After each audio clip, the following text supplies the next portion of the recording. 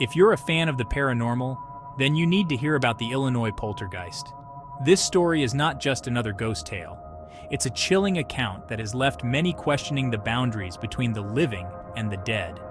This chilling tale will make you think twice about what's lurking in the dark.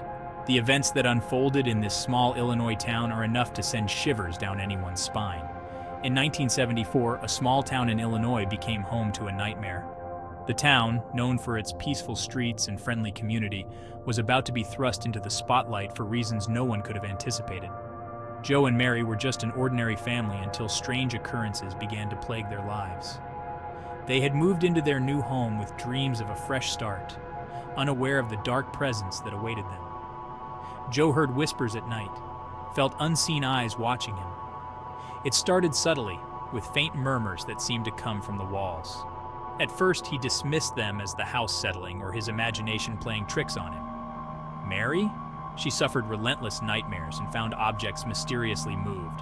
Her dreams were filled with terrifying images of shadowy figures and cold, empty eyes staring back at her. Concerned, they sought help from a local priest who performed a blessing. The priest, Father O'Malley, was known for his strong faith and had dealt with similar cases before. He walked through each room, sprinkling holy water and reciting prayers, hoping to cleanse the house of any malevolent spirits. But instead of peace, the disturbances escalated. The whispers grew louder, turning into disembodied voices that echoed through the halls. The temperature in the house would drop suddenly, leaving a bone-chilling cold that no amount of blankets could ward off. One night, they woke to find their daughter at the foot of their bed. Little Emily stood there, her eyes wide with fear, clutching her teddy bear tightly. She stared into the darkness and whispered, "The man in the closet won't let me sleep." Her voice was barely audible, but the terror in her eyes spoke volumes. "The man in the closet won't let me sleep." Emily's words sent a chill down Joe and Mary's spines. They had never mentioned the strange occurrences to her, hoping to shield her from the fear that had gripped them. Terrified, Joe and Mary checked the closet. Nothing. They searched every corner, but there was no sign of anyone or anything that could have frightened their daughter. Over the next weeks, the activity intensified.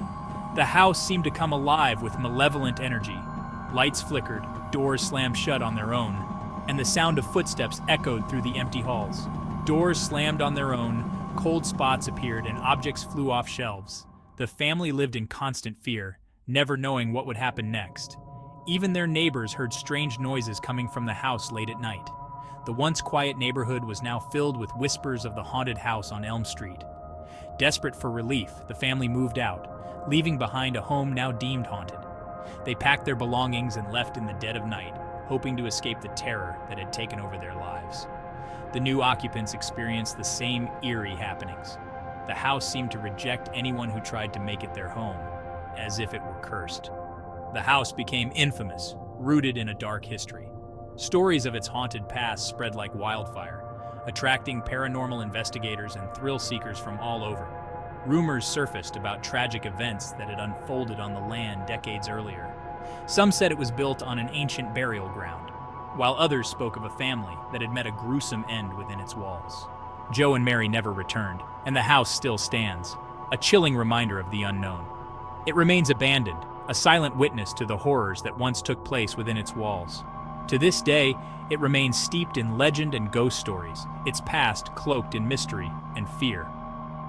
The locals avoid it, and those brave enough to venture near speak of an oppressive atmosphere that makes it hard to breathe. So next time you hear something go bump in the night, remember, sometimes it's not just your imagination. The Illinois poltergeist serves as a haunting reminder that some mysteries are better left unsolved. The story of the Illinois poltergeist has been documented in numerous articles and books. Paranormal researchers have spent countless hours trying to uncover the truth behind the haunting, but the house guards its secrets well. Experts have debated the cause of the disturbances, with theories ranging from residual energy to malevolent spirits. Some believe that the house is a portal to another dimension, while others think it's the restless spirits of those who met untimely deaths. Reenactments of the haunting have been featured in documentaries and TV shows, bringing the terrifying events to life for a new generation. These dramatizations capture the fear and helplessness that Joe and Mary felt, making it all too real for viewers. Local historians have delved into the house's history. uncovering old maps and documents that hint at a troubled past. The land itself seems to be cursed, with a history of misfortune and tragedy that predates the house. Ghost hunters have flocked to the house armed with equipment designed to detect paranormal activity. They've captured eerie EVPs, strange EMF readings, and even video footage of unexplained phenomena. Former residents have shared their experiences, each story adding another layer to the house's dark legend. Their accounts are eerily similar, with many describing the same chilling encounters and feelings of dread. The community has held meetings to discuss the haunted house, with many expressing concern over its impact on the town's reputation.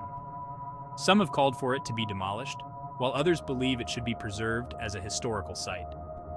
As night falls, the house takes on an even more sinister appearance. The shadows seem to move on their own, and the air is thick with an unexplainable tension.